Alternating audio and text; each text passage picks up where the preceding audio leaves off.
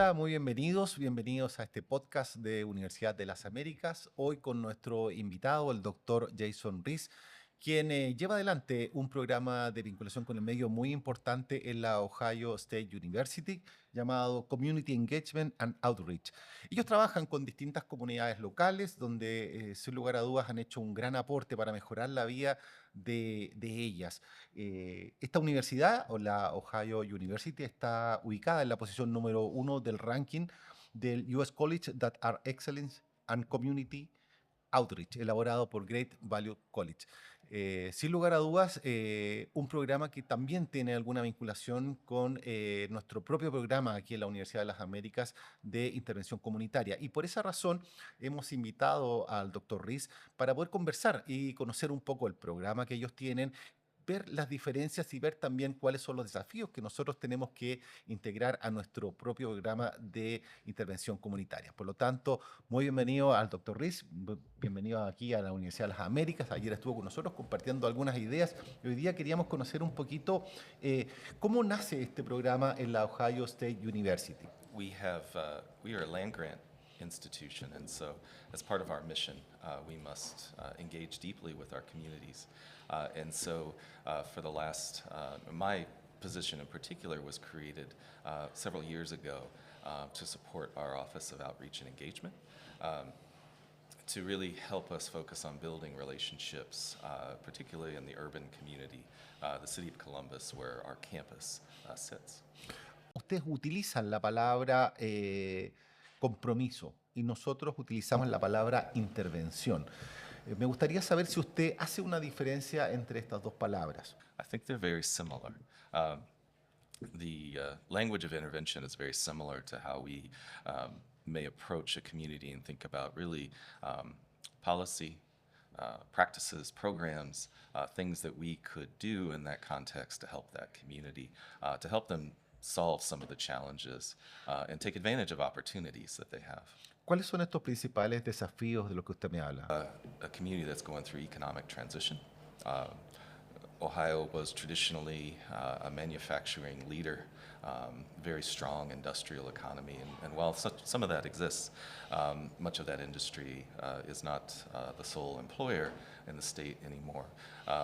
What we see today is that transition is, as we look at technology, computer processing, chip production, as well as technology and agriculture, we are trying to help our labor force and through our students, the future generation of workers in our state, be prepared for that new economy.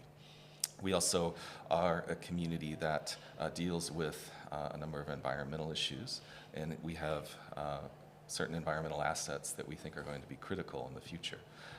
We sit to the south of the Great Lakes, an area that provides drinking water for 10% of all Americans and 30% of all Canadians. We're an area that will see population growth as climate changes because we are going to be an area that will not be impacted by storms or weather events, as well as the rising heat and water issues that will be seen in other parts of the country. And so we're trying to figure out how to balance growth within our region and also recognizing that inequality within our community has grown as jobs have required more technical skills. Those who do not have those technical skills are struggling in that context.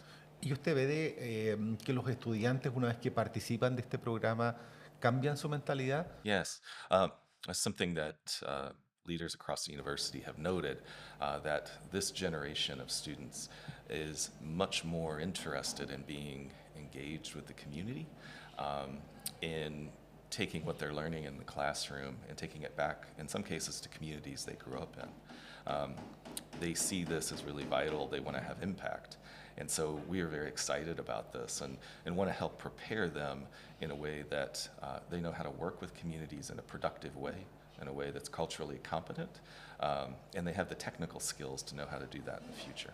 Y ha ocurrido también que algunos estudiantes son parte de este problema social que tienen y a la vez se forman para ayudarse, en el fondo, a su propia comunidad. Yes. Um, we ran a youth development program in a neighborhood in Columbus that had long been neglected and struggled with issues of violence and housing instability. Um, One of the things that we did in that program was hire students to come in and be peer mentors to youth in this program. Some of our best peer mentors were youth that had made it into our university, were actually from that community. And the impact that they had to younger kids in that community, seeing somebody who grew up in a place just like them, who's now at the university, and really can present to them a different vision of the future. ¿Cuál es el rol de la comunidad en la definición de las prioridades del programa? Yes. Um, what we have learned from our communities is from their perspective, they want to see their needs centered in what research we do. Um, they have had experiences in the past where they were treated more as a subject of study and not as a partner. And so we try to prepare our faculty, our staff, and our students who are out doing community engaged work is to think of those community members really as a equal partner in this process and recognize that the knowledge is really within the community and their role. And our students may have technical skills, they may have methodologies that they can approach these problems with, but building relationships with the community, capitalizing on that knowledge that's intrinsically within that space, that's where we find innovation, that's where we find and design new solutions, and that's really how you have transformative change within a community. ¿Y fue difícil construir la confianza con la comunidad? Yes, and it's a work in progress. It's a never-ending process, actually. Okay. Um, Trust can be influenced by historical decisions that may have happened 10, 20, 30 years ago. Um, we see trust really as the bedrock of doing work within communities in this way. Really try to point to the fact that you must establish relationships. You must understand the community before you are approaching the community with solutions. And one of the things that we recommend to our faculty and staff and our students is to just show up, attend community events, be active as a participant in things in that community. You will informally build relationships that will pay dividends in the long term, but you want to be clear that you're there to experience that place first. You don't have a preconceived agenda of what you want to do in that place. ¿Y cómo se construye esa confianza? Consistency, um, having clear communication and expectations, uh, and following up on your promises. The worst thing you can do is to build an expectation and not deliver. Many communities who have been long marginalized or neglected, they are used to being treated in that way, and they can sense that. They can sense when you're being inauthentic. And so that authenticity is critical because community members are very sensitive to that because they know how they've been treated in the past, either by the government or by the private sector, or sometimes by institutions. ¿Cuáles son los temas principales que trabaja el programa de ustedes? Yes. Um, we work on a variety of different topics. We prioritize certain issues that we see bubbling to the surface, both in what we see in research and what we hear from our faculty and our staff, but also then talking to the community to understand what their priorities are. Most recently, we have had a number of projects that have focused on community health, dealing with longstanding health disparities. Housing and housing stability, which is a major issue in our city. We've had a sharp increase in homelessness and trying to help folks stay stable in housing, be in healthy housing. Violence has been an issue and neighborhood violence has been an issue that has increased since the pandemic. And so trying to think about ways, particularly with youth, to help them avoid some of the traps in their community that could put them in a place where they could be harmed from that perspective. In addition to that, we have a lot of programs that really focus on preparing youth for futures they may not have imagined. We lead a great deal of work out of our institution around what we refer to as STEAM, which is science, technology, engineering, the Engineering, arts. um, Yes, and in recognizing that for many of our students, these will be critical pathways to have successful economic futures. ¿Cómo les afectó la pandemia? ¿Cambió los temas que los que trabajaban en su programa? Yes, definitely. We had health disparities in our community that had been long-standing, but the pandemic really shined a light on how systemic and persistent many of those things are. Additionally, um, as a growing region, and really as an outcome of the pandemic, we have extreme housing needs. And these housing needs have gotten worse since the pandemic in particular. The last, I think, thing that we have learned since the pandemic is that um, youth, in particular, who lived through this experience, have experienced a great deal of trauma. Um, they also did not get the socialization that they needed, as many of them were um, taking school from home, using uh, technology and online schooling. And what we see today with many of these youth is they don't have some of the socialization skills. Um, they also struggle with things like impulse control and things of that nature, things that they would have learned within a school setting to really be able to focus on and understand the importance of being disciplined in that way. ¿Hay algún programa que no haya funcionado? Um, I will say there are, never things that necessarily don't work, but things that can definitely be improved. Ok. Um, I am part of a housing program in particular where we, for several years, have worked with the leaders of this program, and we meet weekly and we troubleshoot every issue that comes to the forefront. Um, and what we see where we would find deficiencies in the way we were approaching this program and this work, how we were serving people, issues that families are dealing with that we didn't expect or anticipate, and we modify. But it's part of that back and forth communication between us and the community stakeholders so that we can identify those things and modify our programs as we need. ¿Cómo conocen las necesidades de una comunidad? Yes. Well, some of it for us, of course, as scientists, we start with data.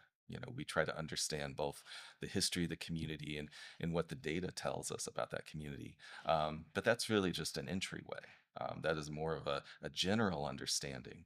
It's really through that deeper engagement, building relationships with communities, having listening sessions with community members to kind of understand what are the things that are at the top of their mind. What do they worry about on a consistent basis?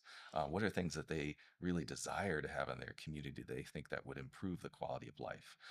So you really have to join those two elements together to really truly understand what a Mm. community's needs are. Ustedes realizan investigación también en su programa. ¿Me podría comentar cuáles son los focos de esta investigación que ustedes realizan? Yes. My background has been very focused in on the relationship between health and housing, and also thinking about how do we create environments where youth can thrive.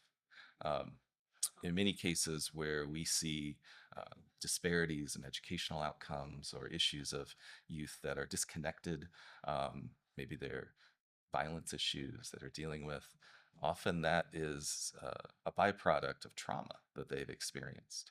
And so, again, it's thinking about how do we, and as a city planner, I think often about how the environment shapes us, how the environment influences our state of mind, how it provides tangible physical access to things like healthy food, things of that nature. Um, from our experience, we found in many cases, youth that maybe were identified as problematic were in some ways acting out because they come home and they don't have furniture, so they sleep on the floor. They're food insecure. Mm. Maybe they've moved multiple times in the last year because they can't maintain their housing. They're afraid to walk the streets of their own neighborhood. It's these underlying issues that are really critical. You have to build a relationship, particularly with youth, to understand that. Housing is also very fundamentally important in this context. Mm, It's the primary space where we mm, spend most of our time. mm. In the US, it's the primary way we build wealth if we can ever own a home. But for those who are housing unstable, they're often forced into situations that are incredibly unhealthy and incredibly unsafe. ¿Y qué ha dado como resultado esa investigación? ¿Han podido medir el impacto de su programa? Um, the key for us is to be sure and to really try to emphasize the importance of evaluation. Mm, And thinking about evaluation from the beginning of a project. Um, Too often, we don't collect the data we need to really understand what is working. And we may have model projects that seem to work really well, but we don't have that evidence to talk to policymakers to say, look at this mm. example. We need to replicate this in other places. And so our push, particularly in something that we're focusing on specifically in the next year in our office, is to help build evaluation resources so that our researchers, our investigators going into community have models where they know what data to collect, how to approach evaluating outcomes, um, and recognizing that evaluation is in itself a formative process. So you may need to learn things that you then communicate back to community members or people who run programs to say, this is not working as ideally as it should. Maybe we need to adjust this. Um, so it is really having that focus on evaluating impact that's really critical if you want to take programs that are successful and scale them. ¿Y ha tenido impacto esto en las políticas públicas, el programa? Um, Personally, with some of my work, we have certainly developed housing interventions that have been replicated within our community. Um, we have and we've identified policy issues that were undermining programs that we were working on, and have worked with other stakeholders to attempt to address those policy issues. For example, a housing program that I'm involved with called Families Flourish, what we found is that we really struggled to find housing units for people because of discrimination. People who had subsidized housing from the government, landlords refused to take their subsidized housing vouchers. And so, working with other housing advocates, we supported their work in passing new anti discrimination laws.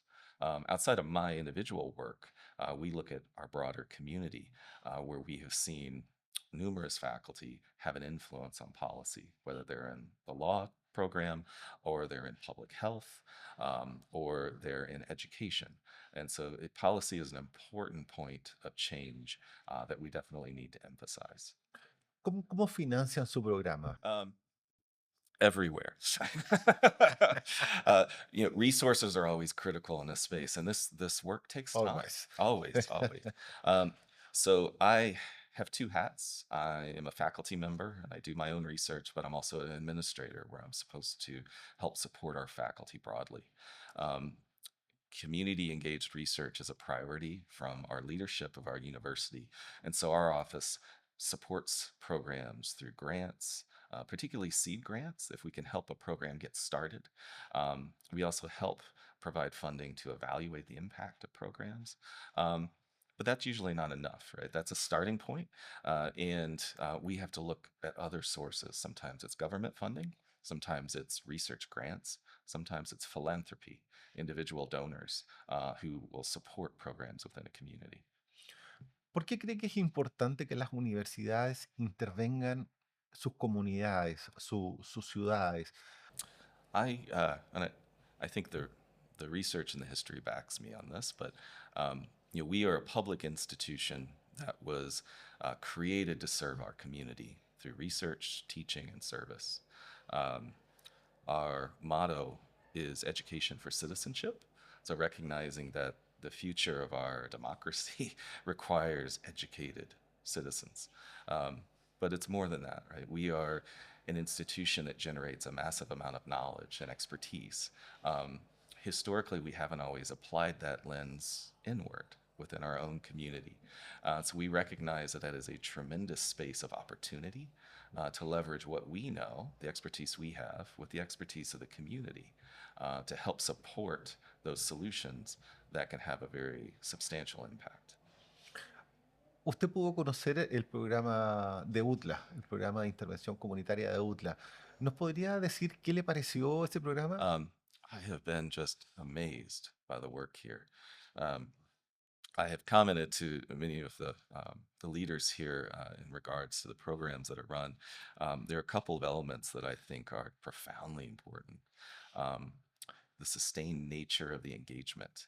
The fact that there is a 5-year commitment to work with communities is very critical because what we see is too often, as particularly as university researchers or faculty, we pop into a neighborhood and pop out. So we have a little impact, but that's not the impact we could be having. And so through that sustained engagement, you build trust, you build social capital, you begin to think together, you organically identify new ideas, new solutions that never would have been on the table before. I've seen that personally with my own work, where I've sustained work in a community. In some cases, I have a neighborhood I've worked in for 10 years now. Some of the programs that we launched in that process were not where we started. They were the byproduct of learning together and saying, hey, let's try something different. And we trust each other enough to do this, to make this, to take this risk together. I think a piece that we would really love to emulate in the context of our work is your intervention model. We are a very large, decentralized university covering 12 different colleges of different disciplines. Our ability to have a consistent model across all those can be challenging, and something that has really been just pleasantly surprising to me to see how comprehensive your model is and the way you're approaching this. And the fact that when I look at your model, it really reflects everything that we know to be best practices in the research and the literature. So you're applying really what the field and the discipline is telling you in terms of the way of work into your model and into your approach. So I'm excited to see long term Mm. what type of impact you'll have in this context. Y hablando de ese largo plazo, ¿cuáles cree usted, en su opinión, con la experiencia que tiene, que deberían ser nuestros próximos pasos? ¿Hacia dónde deberíamos movernos? The one thing, and I'm really excited to think about talking and collaborating more on this topic, is to help with the research side of the work you're doing. Thinking about that documentation of impact, thinking about how you can generate new knowledge from this process. So you're not only helping these communities, you're building that trust for long-term engagement with that community, but thinking about, how can we extract knowledge that can be applied all over the country, all over the world. Something that has been in some ways good for me is to see you all deal with many of the challenges that we deal with, and not only just in the community context, but in the challenges of university community relationships. So that you will generate lessons learned from this work that will be applicable to universities across the country who want to engage with their communities to help transform them alongside the community members. ¿Y ve espacio de colaboración entre Universidad de las Américas y Ohio University? Yes, I think there's ripe and very fertile ground for collaboration, and something that very much excites me. I would say that we can learn a great deal from what you are doing, and we're excited to share any insights that we've gleaned from our own processes. I think systemically at the root of the issues that we're trying to address, they're fundamentally very similar. It's a different context, but the root causes are very similar. The methodologies, the approaches that we need to embrace to help solve these challenges are also going to be very similar. So this is something I'm very excited about. Yo le quiero agradecer, Dr. Reece, por habernos acompañado. La verdad ha sido un gusto escucharlo. Creo que hemos aprendido mucho también de la experiencia que usted tiene y sin lugar a dudas van a haber espacios de colaboración entre Ohio University y Universidad de las Américas. Muchas gracias, thank you very much, y esperamos tenerlo por este lado muy pronto. Muchas gracias. Gracias. Y muchas gracias también por acompañarnos en este podcast y será hasta una próxima oportunidad. Buenas tardes.